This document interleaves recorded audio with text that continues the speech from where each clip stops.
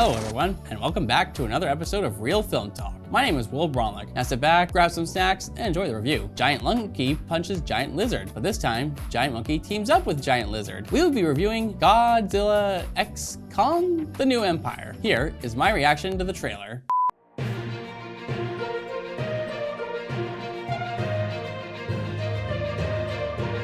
Ladies and gentlemen, I forgot to mention, we have a very special treat for you all. I am joined by two very special guests here for an exclusive interview. Ladies and gentlemen, I bring you Godzilla and King Kong! Guys, how you feeling today? Fantastic. Now, we all know that you guys had an epic clash in the last movie. Now, I just gotta say, do you guys actually get along with each other?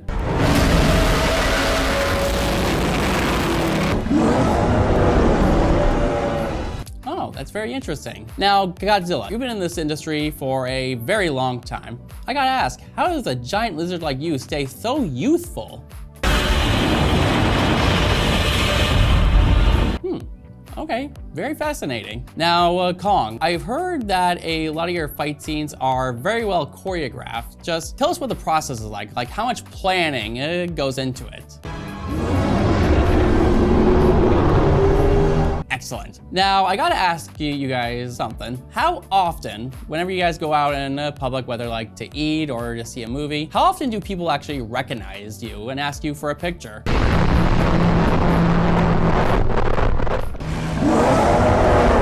Okay, I get it. All right, one final question. What can people expect from this movie if they've never seen a Godzilla or a King Kong movie? Excellent. Well, thank you guys so much for your time. Hope you guys have a great rest of the day. Monsters, assemble. Praise Marvel. We'll be taking a look at the latest monster fight movie, Godzilla X Kong, Godzilla times Kong. These titles are just confusing. Let's just call it Godzilla and Kong, The New Empire.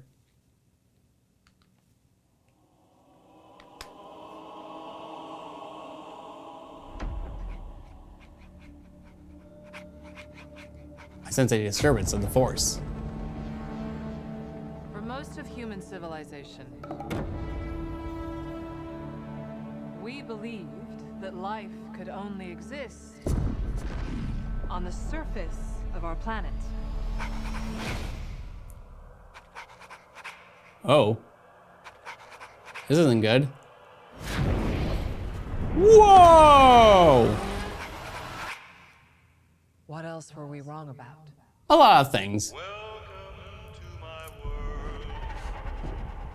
That's cool, kind of an upside down shot.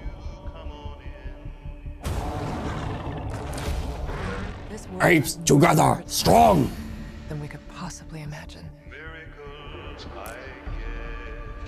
Here we go, he's gonna fight.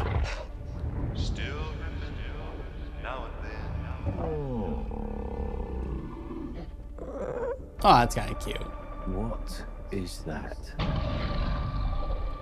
That's not Kong.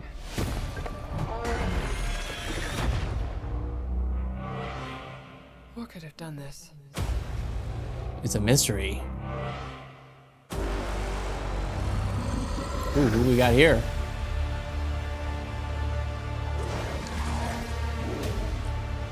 Slow motion.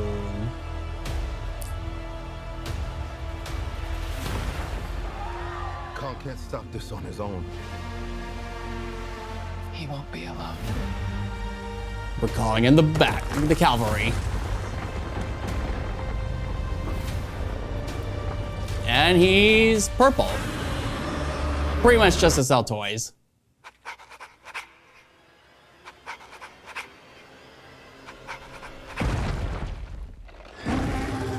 Oh, that's actually kind of a cool design right there.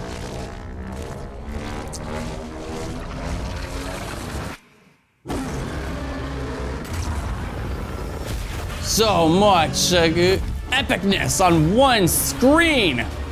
Well, probably not. That's probably just an over-exaggeration. Welcome to my world.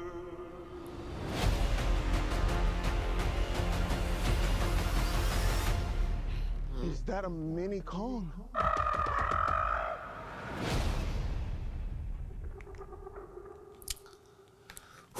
Okay, it looks enjoyable. It's obviously not gonna be on the level of something, say, like Oppenheimer, or something like Jurassic Park, or any one of those, like, you know, big important movies in cinema history. I think this is something that could deem itself as really enjoyable, just like a good popcorn movie. It's not gonna be the best movie of all time, but definitely gonna be a lot of fun. But also, like, you know, I feel like a lot of these characters were added, as well as bringing all these variations of Godzilla and Kong, are pretty much just there to sell toys. Yes, I spoiled it for everybody. I'm sorry. But yeah, I think this could be a pretty interesting movie. I will go see this, and I will give you my general thoughts afterwards.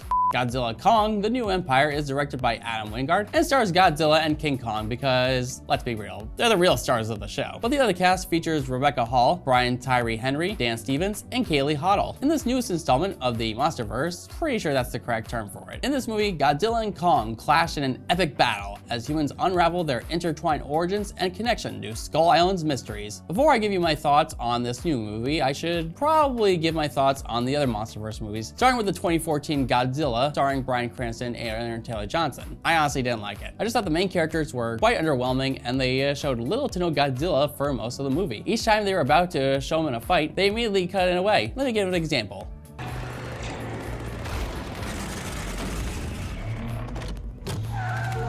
Okay, here we go, some Godzilla destruction!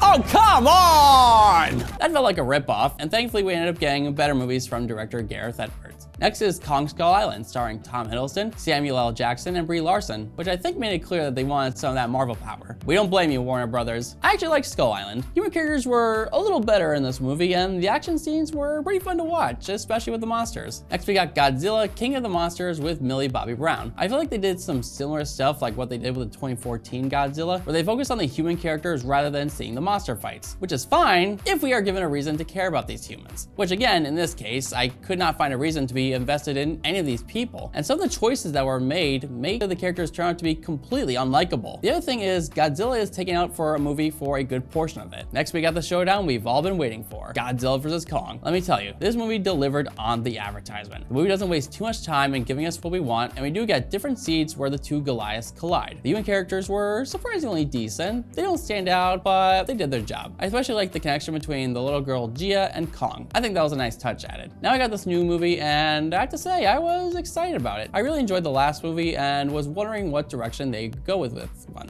After seeing it, my thoughts are, it's a lot of fun. I have to say, when we're in Hollow Earth following Kong, that gives us, in my honest opinion, some of the best scenes in the whole movie. One scene where he encounters a bunch of other giant apes. This movie is actually clever at giving us some visual storytelling with the facial expressions and body movements from the other creatures in Hollow Earth. Now, some might say it's an overexposure of CGI, but I personally didn't mind it, as I did like the visuals as well as the design for a lot of the monsters we see along the way. The human characters from the last movie are back.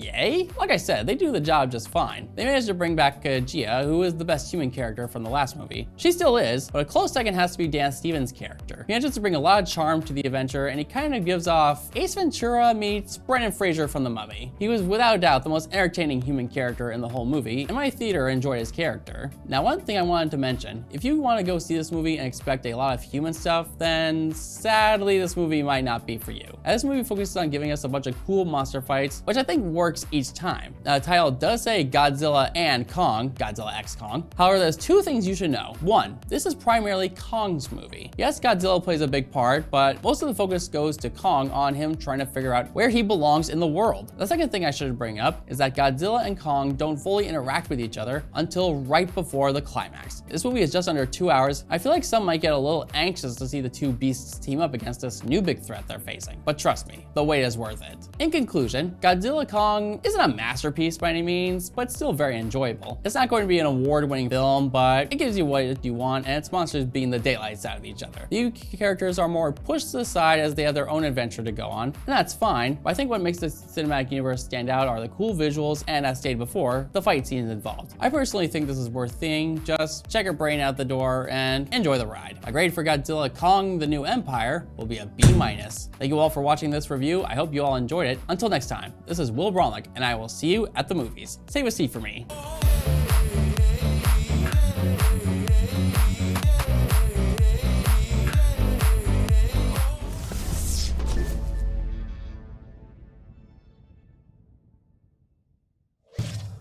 Funding for Simsbury Community Television is provided in part by contributions from viewers like you. Thank you.